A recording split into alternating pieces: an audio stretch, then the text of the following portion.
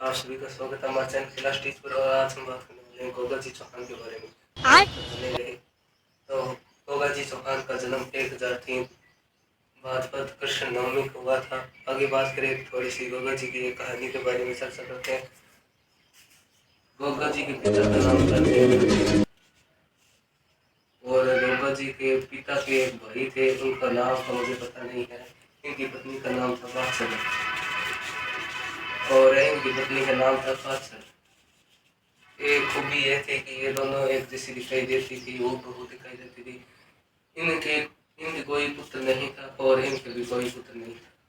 तब क्या हुआ कि एक बार वात्सल ने लगभग 10 वर्षों तक गुरु गोरखनाथ जी की पूजा की। तो गोरखनाथ जी की पूजा करने के बाद गोरखनाथ जी प्रसन्न होकर एक बार ददरेवा आई और वहां पर वात्सल से मिले और वात्सल से कहा, जब मैं सुबह आपके यहाँ के निवास स्थान से बाहर जाऊंगा तब तुझे 2 फल देकर जाऊंगा, उनसे तुझे पुत्र रत्न की प्राप्ति होगी। तब पुत्र रत्न की प्राप्ति के लिए वो 2 सेव नहीं, सॉरी 2 फल। तब क्या हुआ, ये बात है कात्सल को पता चली। तो कात्सल ये दोनों दिखती तो रूप इनकी एक जैसे दिखते थे। तो कात्सल तब वात्सल से पहले सुबह ये जल्दी जल्दी जाकर गोरखनाथ जी के पास चली गई और पूरी घटनाक्रम के बारे में चर्चा की। घटनाक्रम के बारे में चर्चा करने के बाद कात्सल को 2 फल दिए और उन 2 फलों से कात्सल के 2 पुत्र हुए। एक का नाम था अर्जुन और दूसरे का नाम था सज्जन। एक का नाम था अर्जुन, दूसरे का नाम था सज्जन। इन दोनों पुत्रों की प्राप्ति हुई। लेकिन जब बाद में बादशाह वहां पर पहुंची तब गोरखनाथ जी तो वहां से चले गए थे। बादशाह पीछे पीछे दौड़ती हुई गई और गोरखनाथ जी का पीछा किया। और गोरखनाथ जी का पीछा करने के बाद बादशाह ने गोरखनाथ जी से बात की कि मुझे फल दीजिए। तब गोरखनाथ जी ने कहा, मैंने तो दे दिए फल, अब तुम वो।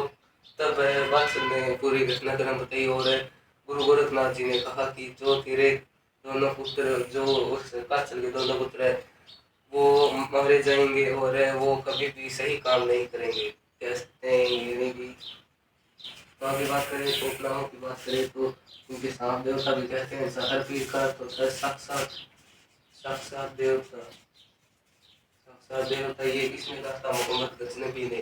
जब 1024 में गोगा जी का युद्ध हुआ था मोहम्मद गजनबी के साथ, तब मोहम्मद गजनबी ने गोगा जी को साक्षात देवता कहा था। आगे बात करें तो नागराज, हिंदू कहते हैं नागराज। और इनकी गोगा जी की ओल्डी की बात करें, ओल्डी यानी झोंपड़ी झोंपड़ी की बात करें तो सांचौर में इनकी पहली शादी यूपी में हुई थी और इनकी पत्नी का नाम था केलमुदे। आगे बात करें तो गायों की रक्षा के लिए मोहम्मद गजनबी से युद्ध किया था और इनका शीश 1024 में ददरेवा में गिरा था। ददरेवा पड़ता है मैसूर में। और दर इनकी गिरी थी गोगमड़ी हनुमानगढ़ नौशेर में।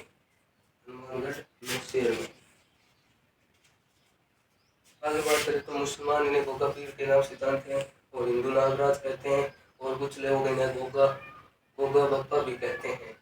ठीक है, आगे बात करें तो गांव गांव में खेजड़ी और गांव गांव में गोगो ये बहुत प्रसिद्ध है। एक विशेष बात यह है कि राजस्थान में सर्वाधिक अगर किसी लोक देवता के मंदिर है तो वो है गोगा जी के मंदिर। सर्वाधिक मंदिर है राजस्थान में।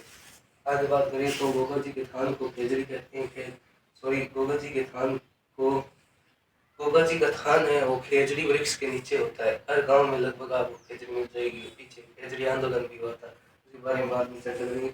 विवाह से पहले एक बार क्या था, विवाह से पहले केलमुदे यानी कि उनकी पत्नी गोगा जी की पत्नी को सांप ने डस लिया था, जिस वजह से गोगा जी बहुत क्रोध हो गए और क्रोधित होकर सांपों को मारने लगे। तभी साक्षात नागराज यानी कि नागों के देवता प्रकट हुए और गोगा जी से क्षमा याचना की और कहा कि आपको नागों के देवता के रूप में, सर्प देवता के रूप में पूछा जाएगा और आप करके करके हमें छोड़ दीजिए। तब गोगा जी ने शांत होकर छोड़ा और नागराज ने इनकी पत्नी केलमुदे का जो विष था उसे वापस निकाल लिया और केलमुदे एकदम सही हो गई। तो आगे बात करें तो इनके कंचन के दो पुत्र अर्जुन और सज्जन, ये दोनों जमीनी विवाद के कारण है शंकर जी से बहुत बार लड़े थे और